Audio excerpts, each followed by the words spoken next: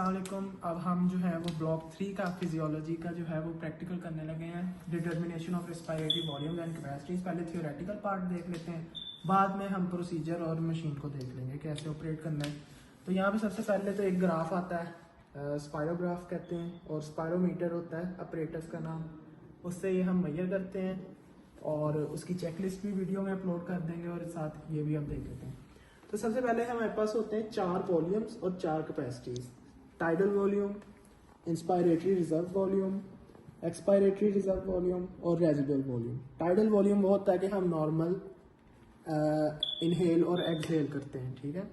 जो हमारे पास होता है इंस्पायरेटरी रिजर्व वॉल्यूम, वो हमारे पास होता है कि एक्स्ट्रा वॉल्यूम होता है जो हम इंस्पायर कर सकते हैं, अंदर इनहेल कर सकते हैं, और वो टाइडल वॉल्यूम से ज़्यादा है। जिस तरह ये देखते हैं इंस्पायरेटरी रिजर्व वॉल्यूम, ये टाइडल वॉल्यूम है हमारे पास जो हम नॉर्मल, और ये एक्स्ट्रा जो हम अंदर एयर लेके जा सकते हैं। फिर एक्सपायरेटरी रिजर्व वॉल्यूम वो होती है कि हम एक्स्ट्रा वॉल्यूम ऑफ एयर, जब हमने एक्स्ट्रा वॉल्यूम अंदर लेके जाना है तो हम बाहर भी एक्स्ट्रा निकाल सकते हैं, वो एक्सपायरेटरी रिजर्व वॉल्यूम है।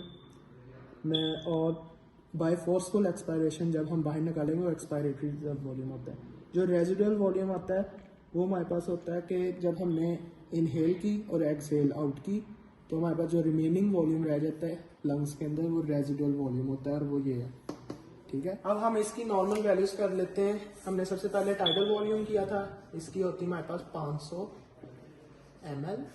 जो हमने किया था इंस्पायरेटरी रिजर्व वॉल्यूम, इसकी होती है 3000 ml, 6 गुना ज्यादा टाइडल वॉल्यूम से, ठीक है। फिर हमने किया था एक्सपायरेटरी रिजर्व वॉल्यूम, इसकी होती है हमारे पास 1100 ml। और फिर हमने किया था रेजिडुअल वॉल्यूम, उसकी होती है 1200 ml। जेंडर के लिहाज से चेंज हो सकती हैं। अब हम करने लगे हैं कैपेसिटीज, और इसमें सबसे पहले इंस्पायरेटरी कैपेसिटी है जो कि tidal volume plus inspiratory reserve volume होती है, सम ऑफ। और इसमें क्या होता है कि हम नॉर्मल एक्सपायरेशन कर रहे हैं, at the level of normal expiration हमने फिर फुल सांस को अंदर खींचा और लंग्स को पूरे एट मैक्सिमम अमाउंट एक्सपेंड किया। अब यहाँ पे हम देखते हैं जो इंस्पायरेटरी कैपेसिटी है हमारे पास क्या थी, tidal volume plus inspiratory reserve volume, और इसकी हमने वैल्यू हम एंड पे देखते हैं। फंक्शनल रेजिडुअल कैपेसिटी अब आ जाती है हमारे पास। इसमें क्या है, residual volume plus expiratory reserve volume, expiratory reserve volume plus residual volume. तो ये वो कैपेसिटी होती है जिसमें हम अमाउंट ऑफ एयर जो है वो हमारे लंग्स में रहती है at the end of normal expiration, तो functional residual capacity. Vital capacity हमारे पास क्या होती है, inspiratory reserve volume plus tidal volume plus expiratory reserve volume. और ये वो कैपेसिटी होती है जिसमें हम मैक्सिमम अमाउंट पर्सन जो है वो एक्सपेल करते हैं, और पहले तो वो अपने लंग्स को मैक्सिमम एक्सटेंट जो है वो अंदर खींचता है सांस, और मैक्सिमम ही बाहर निकालता है बाय अपनी पूरी जान लगा के। अब टोटल लंग कैपेसिटी क्या होती है,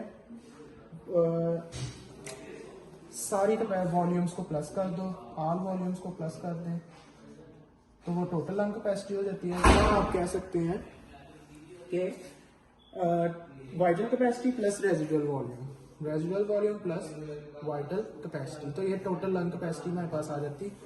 और टोटल लंग कैपेसिटी क्या होती है कि लंग्स को हमने अपनी पूरी जान लगा के एक्सपेंड कराना है, पूरा सांस अंदर लेना है, ठीक है। ये टोटल लंग कैपेसिटी आ गई हमारे पास। अब हम इसकी नॉर्मल वैल्यूज वगैरह देख लेते हैं। अब हम जो देखने लगे कि यूएचएस में ओएसपी किस तरह आती है, ये ग्राफ आता है। इस ग्राफ को ना उन्होंने ऐसे बॉक्सेस में बनाया होता है। अब जैसे उन्होंने टाइडल वॉल्यूम जो है वो इस तरह 2 बॉक्सेस के दरमियान इस तरह बनाया था, वो आपको स्क्रीन में शो हो रहा होगा कि क्वेश्चन किस तरह है और आपने कैसे अटेम्प्ट करना है। आपने बॉक्सेस को काउंट करना है और उसके हिसाब से मल्टीप्लाई करना है। तो अब ये 6000 ml का ही आपको वो देंगे ग्राफ, उसमें आपके पास टोटल 24 डब्बे होंगे और 24 स्क्वायर्स, और एक स्क्वायर हमारे पास जो है वो 250 ml का होता है। तो क्वेश्चन हमारे पास इसी तरह आया था। उसमें फिर उन्होंने क्वेश्चन किया हुआ था कि टाइडल वॉल्यूम फाइंड करें, इंस्पायरेटरी रिजर्व वॉल्यूम फाइंड करें, एक्सपायरेटरी रिजर्व वॉल्यूम फाइंड करें और वाइटल कैपेसिटी फाइंड करें, ठीक है। तो अब हम मतलब कि बुक वाली एग्जांपल ही थी और वो इधर दी हुई थी। अब हम इंस्पायरेटरी कैपेसिटी करने लगे, उसमें tidal volume plus inspiratory reserve volume. Tidal volume हमारे पास कितनी वैल्यू होती है 500 प्लस इंस्पायरेटरी रिजर्व वॉल्यूम की हमारे पास कितनी है 3000, तो टोटल हमारे पास आ गया 3500। ठीक है, अब हम कर लेते हैं फंक्शनल रेजिडुअल कैपेसिटी।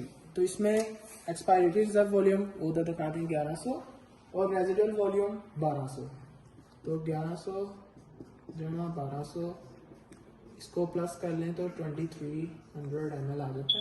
अब हम कर लेते हैं vital capacity, inspiratory reserve volume plus tidal volume plus expiratory reserve volume. तो इंस्पायरेटरी रिजर्व वॉल्यूम हमारे पास कितना है 3000 प्लस टाइडल वॉल्यूम 500 का और एक्सपायरेटरी रिजर्व वॉल्यूम 1100, तो ये हमारे पास टोटल करके आ जाता है 4600 ml। टोटल लंग कैपेसिटी हमारे पास कितनी होती है सारे वॉल्यूम्स को प्लस करके, तो वो हमारे पास आ जाता है टोटल लंग कैपेसिटी 5800 ml या अप्रोक्सीमेटली 6000। ठीक है, तो ये हमारे पास टोटल पूरा कैपेसिटीज और वॉल्यूम्स को डिटर्मिनेशन के लिए पॉइंट्स थे सारे। क्वेश्चन भी इसी तरह आता है, उस भी क्वेश्चन आपसे वो ग्राफ का पूछेंगे, इसको क्या कहते हैं, आपसे वो ऑपरेटर्स का पूछेंगे, वो आपको टोटल की भी अपलोड स्क्रीन में शो हो जाएगी किस तरह, और ये ऐसे आपने फाइंड करने हैं। ठीक है,